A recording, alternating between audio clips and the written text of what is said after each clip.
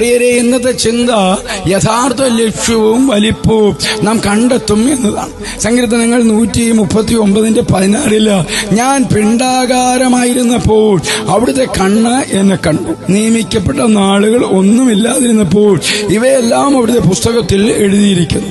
ദൈവം നമ്മെ ഓരോരുത്തരെയും പ്രത്യേകമായ ലക്ഷ്യത്തോടെയാണ് ഈ ലോകത്തിൽ അയച്ചിരിക്കുന്നത്. പലപ്പോഴും നമ്മൾ മറ്റുള്ളവരെ നോക്കി അവരുടെ കഴിവുകളും വിജയങ്ങളും കാണുമ്പോൾ നമ്മുടെ ആത്മവിശ്വാസം നഷ്ടപ്പെടുത്താറുണ്ട്. എന്നാൽ ദൈവം നമ്മിൽ ഓരോരുത്തരിലും ചില പ്രത്യേകതയും അതിനനുസരിച്ചുള്ള ഒരു ദൗത്യവും നിക്ഷേപിച്ചിരിക്കുന്നു. നമ്മുടെ വളർച്ചയ്ക്ക് സമയമെടുക്കും. ക്ഷമയോടെയും വിശ്വാസത്തോടെയും ദൈവം നമ്മെ നയിക്കുന്നു.